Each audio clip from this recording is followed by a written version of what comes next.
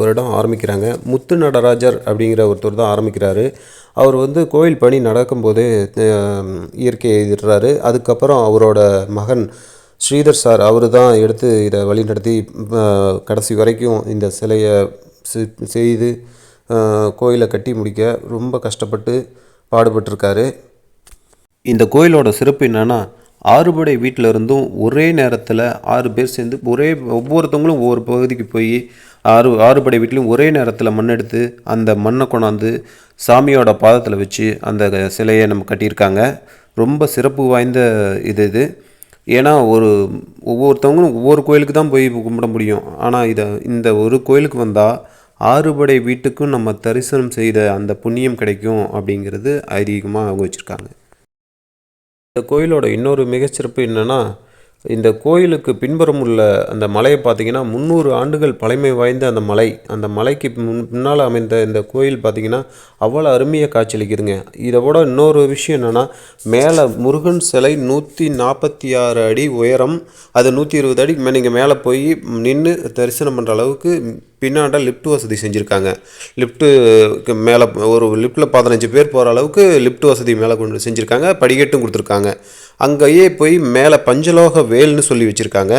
அந்த பஞ்சலோக வேலில் வந்து பார்த்திங்கன்னா, நீங்கள் மேலேருந்து பால் அபிஷேகம் பண்ணிங்கன்னா அந்த பஞ்சலோக வேலில் இருக்கிற அந்த பால் மேலேருந்து கீழே ஒரு சாமி கோயில் வச்சு தான் மேலே அந்த சிலையை கட்டியிருப்பாங்க. அந்த கீழே இருக்க அந்த சாமி சிலைக்கு வந்து அந்த பால் வந்து அபிஷேகமாக அழுது அதை வந்து மக்களுக்கு பிரசாதமாக கொடுக்குறாங்க.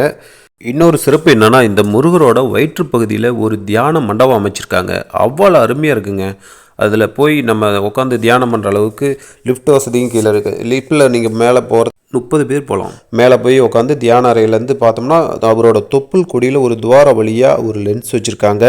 அந்த லென்ஸ் வழியாக நீங்கள் பார்த்தீங்கன்னா எதிர் திசையில் பார்த்தீங்கன்னா ஒரு மலை இருக்குது. அந்த மலையை பார்க்கும்போது அது முருகர் படுத்திருக்க மாதிரியே ஒரு காட்சி அளிக்கும். அவ்வளோ பிரம்மாண்டமாக அவ்வளோ சூப்பராக இருக்குங்க. அப்படி அழகாக கொடுத்துருக்காங்க. அப்புறம் அந்த தியான மண்டபத்தை சுற்றிலும் உள்ளுக்குள்ளே பார்த்தீங்கன்னா பார்வதி சிவன் இந்த ஓவியங்கள்லாம் அழகாக வரைஞ்சிருக்காங்க. பார்க்குறதுக்கு அவ்வளோ அழகாக இருக்குங்க. முருகரோட அமைப்பை பார்க்குறதுக்கு அவ்வளோ சூப்பராக இருக்குது. சூப்பராக பண்ணியிருக்காங்க. அதில் அவ்வளோ அழகாக குண்டலம் அமைச்சிருக்காங்க. கோயிலை சுற்றிலும் கடைகள்லாம் இருக்குது. நிறையா பொம்மை இது மாதிரிலாம் நிறைய விற்றுட்ருக்காங்க. அங்கே பாருங்கள், ஏகப்பட்ட பொருட்கள் எல்லாம் விற்கிறாங்க. இதுலேருந்து கொஞ்சம் முன்னால் தள்ளி போனோம்னா மொட்டை அடிக்கும் இடம், அந்த இடம்லாம் இருக்குது. பார்த்தா இப்போ கொஞ்சம் தூரம் பாருங்கள், பாத்ரூம் வசதி இதெல்லாம் பக்கத்தால் இதில் தான் இருக்குது. இங்கே இதுலேருந்து உள்ளே போனோம்னா இப்போ கோயிலுக்கு நேராக செல்கிற வழி. ரோடில் பாருங்கள், முத்துமலை முருகன் முடி காணிக்கை செலுத்தும் இடம் அப்படின்னு போட்டிருக்கு. அப்படியே அந்த லைனில் நம்ம வந்துக்கிட்டே இருந்தோம்னா உள்ளே போகிறதுக்கான வழி இது தான். இப்போ பார்த்திங்கன்னா பொம்மை கடையெல்லாம் போட்டிருக்காங்க பாருங்கள். முருகன் ஃபேன்சி, சக்தி ஃபேன்சி, மதுமிதா,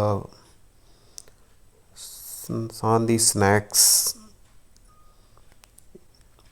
இப்போ வந்து உள்ள நம்ம என்ட்ரன்ஸ் ஆக போகிறோம். Murugan tea stall.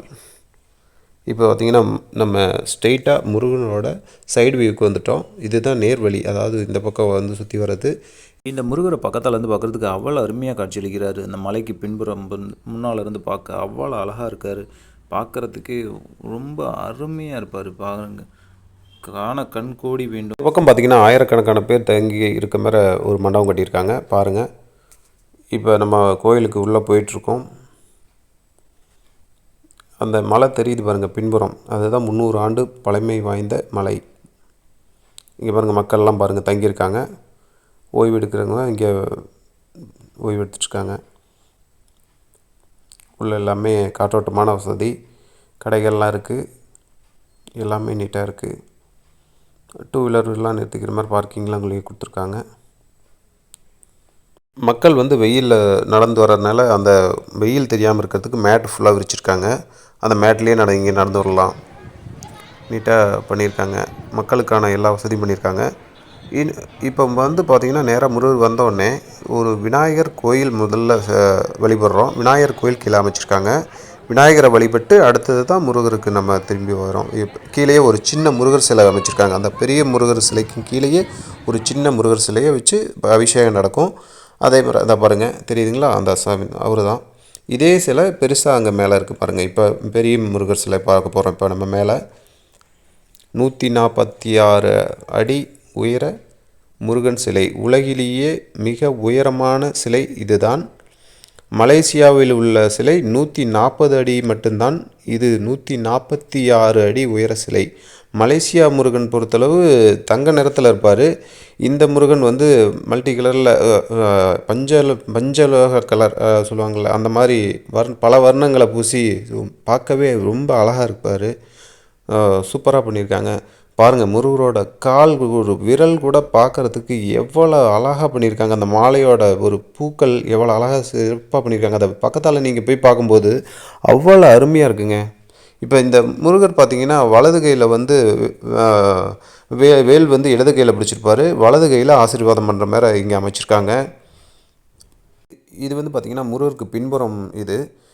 முருகரோட கையில் பாருங்கள், மேலே தான் முருகரோட சிலை அமைஞ்சிருக்கு. அந்த வீடம் பாருங்கள், அந்த கோயிலுக்கு மேலே தான் முருகரோட சிலை அமைஞ்சிருக்கு. இப்போ பார்த்திங்கன்னா 146 அடின்னு சொல்கிறது பார்த்திங்கன்னா 20 அடி நமக்கு கீழே அந்த பேஸ்மட்டமும் 126 அடி மேலே சிலையும் இதை கட்டியிருக்காங்க. அதேமாதிரி மலேசியாவில் உள்ள முருகன் சிலை பார்த்திங்கன்னா 140 அடி, அது மொத்தம் 108 அடி சிலையும் 32 அடி கீழே பேஸ்மட்டமும் அவங்க போட்டிருப்பாங்க. இப்போ வந்து நம்ம முருகர் சன்னதியை சுற்றி வந்துகிட்ருக்கோம், சுற்றி வரோம். இதுதான் அந்த பின்புறம் சுற்றி வர வழி. இதில் பார்த்திங்கன்னா சின்ன ஒரு நந்தி சிலையும் ஒரு சிவன் சிலையும் வச்சுருக்காங்க. அவ்வளோ அழகாக இருக்குது. இது யாரும் பார்த்துருக்க மாட்டீங்க. பின்னால் பாருங்கள், நந்தி சிலை ஒன்று, சிவன் சிலை ஒன்று இருக்குது பாருங்கள். இது நந்தி, இவர் சிவன். பார்க்கறதுக்கு எவ்வளோ அழகாக இருக்குது பாருங்கள். இந்த முருகரோட ஃபேஸ் பார்த்திங்கன்னா அவ்வளோ அழகாக பண்ணியிருக்காங்க. நல்ல ஒரு பார்க்குறதுக்கே லட்சணமாக அழகாக இருக்குது. நான் முன்ன சொன்னல, காதில் வந்து கவச குண்டலம் ஆடுன்னு சொல்லி, அதான் பாருங்க தெரியுதா காதில், அது காற்றுல ஆடுங்க. சூப்பராக இருக்கும், பார்க்குறதுக்கு லைவாக அழகாக இருக்கும், அவ்வளோ அருமையாக இருக்கும். அவருக்கு பின்னாண்ட பாருங்கள் சக்கரம், அவ்வளோ சூப்பராக பண்ணியிருப்பாங்க. இந்த சக்கரம் வந்து பார்த்திங்கன்னா மலேசியா முருகன் கோயிலில் அவங்க அந்த சிலையில் இருக்காது. சக்கரம் பின்னால் வந்து சக்கரம் இருக்காது. இதில் பார்த்திங்கன்னா நம்ம இதில் சக்கரம் இருக்கும். நம்ம மலேசியா முருகன் கோயிலில் பார்த்திங்கன்னா நீங்கள் மேலே ஏறி பார்க்குற வசதி இல்லை. அதே மாதிரி இங்கே நம்ம இருக்கிற சேலத்தில் இருக்க நம்ம முத்துமலை முருகன் கோயிலில் பார்த்திங்கன்னா மேலே படிக்கட்டு வசதி, லிஃப்ட் வசதி எல்லாமே செஞ்சு கொடுத்துருக்காங்க. மக்கள் வந்து ஒரு சாமியை வந்து 10 அடி தூரத்து உயரத்தில் நின்று பார்க்குற அளவுக்கு, அவ்வளோ பக்கமாக போய் பார்க்குற அளவுக்கு நீட்டாக லிஃப்ட் வசதி பண்ணி கொடுத்துருக்காங்க. நம்ம வாழுமுறையில் வாழ்ந்த பின்னும் நம்மளை பற்றி உலகம் பேசணும் அப்படின்னு முத்துநடராஜன் ஐயா ஆரம்பித்து அவர் போனப்புறம் நம்ம ஸ்ரீதர் ஐயா கடைசி வரைக்கும் இருந்து இந்த சிலையோட வடிவமைப்பு முடிச்சு கொடுத்துருக்காங்க. தெளிவாக பண்ணியிருக்காங்க, அவ்வளோ சூப்பராக. இப்போ பாருங்கள், அந்த வயிற்றில் இருக்க ஒரு சின்ன பகுதி இருக்குல்ல, அதுதான் தியான அறை. அதுலேருந்து லென்ஸ் வச்சுருக்காங்க.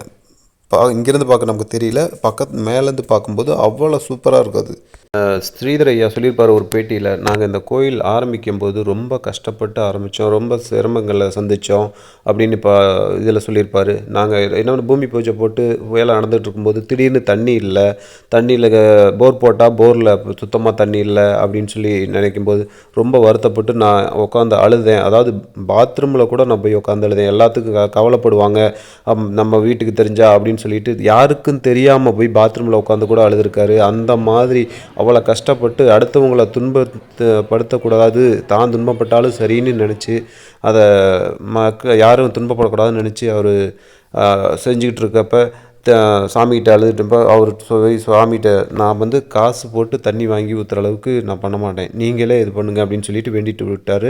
அதுக்கப்புறம் பார்த்தா அடுத்து ஒரு போர் போடுறாங்க, ஏகப்பட்ட தண்ணி அதில். அது இன்ன வரைக்கும் அந்த போர் நீங்கள் நல்ல தண்ணியோடு தான் இருக்குது. அது முருகனோட அருளால் என்றைக்கும் அது நல்லாயிருக்கும் அப்படின்னு அவரே சொல்லியிருக்கிறாரு. 2022 கும்பாபிஷேகம் பண்ணியிருக்காங்க. இது ஏன் இவ்வளோ நாட்கள்னால், இது வந்து கொரோனாவோட தாக்கத்தினால இவ்வளோ நாட்கள் கொஞ்சம் எடுத்துக்கிச்சு. அது இல்லாமல் இந்த கோயில் வந்து யார்கிட்டையும் வசூலிக்காமல் தன்னோட சொந்த செலவுலேயே கட்டினது. அதாவது முத்து நடராஜன் ஐயா அவங்க பையன் அவர் ஸ்ரீதர் ஐயாவும் சேர்ந்து தனியாக சொந்தமாக கட்டின கோயில் இது. அதனால் இவ்வளோ நாள் எடுத்துக்கிச்சு. இதே மாதிரி மலேசியாவில் இருக்க முருகன் கோயில் பார்த்திங்கன்னா 2003 தொடங்கி 2006 முடிச்சிருக்காங்க. அவங்க வந்து ட்ரஸ்ட் மூலிமா வச்சு கட்டினதுனால மிக சிரமப்பட்டு இந்த கோயிலை கட்டியிருக்காங்க.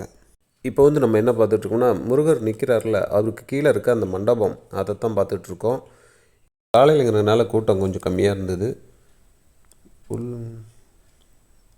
இப்போ பாருங்கள் மக்கள்லாம் பார்த்துட்ருக்காங்க. இதுலேருந்து உள்ளே போனோம்னா முருகரோட மூலவர் சன்னதி. இங்கே பாருங்கள் உண்டியல் கிடையாது, உண்டியலே இங்கே இல்லைங்க அப்படின்னு வச்சுருக்காங்க. இதான் பாருங்கள் ஸ்ட்ரெயிட்டாக பாருங்கள் முருகர் சன்னதி தெரியுதுங்களா? மேலேருந்து வர பால் அந்த முருகர் மேலே தான் விடும். உள்ளே நான் நல்லா வீடியோ எடுக்க முடியல. மேலேருந்து வர பால் இந்த முருகர் மேலே விழுந்தது தான் அபிஷேகம் பண்ணி அதை கொடுக்குறாங்க. இது தான் லிஃப்ட்டு, நம்ம மேலே செல்கிறதுக்கான லிஃப்ட் வசதி. இது தான் ஒரு நேரத்தில் 30 பேர் செல்லக்கூடிய வசதி. இந்த முருகர் மேலே தரிசிக்கிற அளவுக்கு பண்ணியிருக்காங்க. இது கோயில் சுற்று வட்டாரம் பார்த்துக்குங்க. இப்போ வந்து நம்ம லிஃப்ட்டு அமைஞ்சிருக்க அந்த பகுதியை காமிக்கிறேன் பாருங்கள் எப்படி இருக்குன்னு. பக்கத்தாலேயே போய் பார்க்குறேன் பாருங்கள். லிஃப்ட்டு இருக்கிற இடம் அதுதான். இதுதான் லிஃப்ட்டு பார்த்துக்குங்க. இந்த செட்டு தான் லிஃப்ட்டு. இதுக்குள்ளே இருந்தாலும் லிஃப்ட் மேலே போகிற அளவுக்கு பண்ணியிருக்காங்க. மேலேயே படிக்கட்டும் அமைச்சிருக்காங்க. நம்ம 120 அடி 30 அடி மேலே போகிற அளவுக்கு அந்த வசதி பண்ணி கொடுத்துருக்காங்க நீட்டாக. லிஃப்ட் நல்லா ஸ்ட்ராங்காக போட்டிருக்காங்க. எந்த ஒரு இது இல்லாமல் நல்லா ஸ்ட்ராங்காக போட்டிருக்காங்க. இந்த கோயிலுக்கு இன்னொரு ஒற்றுமை என்னென்னா, நம்ம மலேசியாவில் இருக்க 10 மலை முருகன் கோயிலையும் இந்த முத்துமலை முருகன் கோயிலையும் கட்டினவர் ஒரேவர் தான். அவர்தான் திருவாரூரைச் சேர்ந்த தியாகராஜன் குழுவினர். ஆமாங்க, அவங்க தான் இந்த முத்துமலை முருகன் கோயிலையும் கட்டியிருக்காங்க, 10 மலை முருகன் கோயிலையும் கட்டியிருக்காங்க. அதாவது 140 அடி உயர சிலையும் செஞ்சுருக்காரு, 146 அடி சிலையும் இவர் தான் செஞ்சுருக்கிறாரு. நம்ம முத்து நடராஜன் ஐயா தயவுலையும் நம்ம ஸ்ரீதர் ஐயா தயவுலையும் நமக்கு இந்த தமிழ்நாட்டில் இந்த கோயில் அமைஞ்சது மிகப்பெரிய புண்ணியம்தான், பெருமைக்குரிய விஷயமும். இந்த கோயில் பார்த்தோம்னா 100 ஏக்கர் பரப்பளவில் மிக பிரம்மாண்டமாக சூப்பராக இருக்குது. எவ்வளோ பேர் வந்தாலும் வந்து தரிசிக்கக்கூடிய அளவுக்கு மிக பிரம்மாண்டமாக இடம் வசதி எல்லாமே அமைச்சிருக்காங்க. சூப்பராக இருக்குது, பார்க்குறதுக்கே சூப்பராக இருக்குது. முருகரை வந்து தரிசித்து முருகரோட அருள் அனைவருக்கும் கிடைக்கணும். தமிழ் கடவுள் முருகனுக்கு நம்ம தமிழ்நாட்டில் மிகப்பெரிய சிலை இருக்கிறது ரொம்ப பெரிய பாக்கியமாக கருதுகிறோம். அந்த புண்ணியம் நம்ம முத்து நடராஜன் ஐயாவுக்கும் ஸ்ரீதர் ஐயாவுக்கும் சாரும். அதை கட்டின நம்ம திருவாரூரை சேர்ந்த தியாகராஜன் ஐயா, அதை வேலை செய்த சிற்பிகள், கொத்தனார்கள், சித்தாட்கள், பெயிண்டர்கள், வெல்டர்கள் மற்றும் கோயில் கட்ட பணியாற்றிய அனைத்து பணியாளர்கள் மற்றும் அனைத்து முருகர் பக்தர்களுக்கும் பொதுமக்கள் அனைவருக்கும் என் அன்பான பணிவான வணக்கங்கள். நன்றி. என்ஜாய் பண்ணலாம் வாங்க. சேனலை வாழ வைங்க, வளர வைங்க.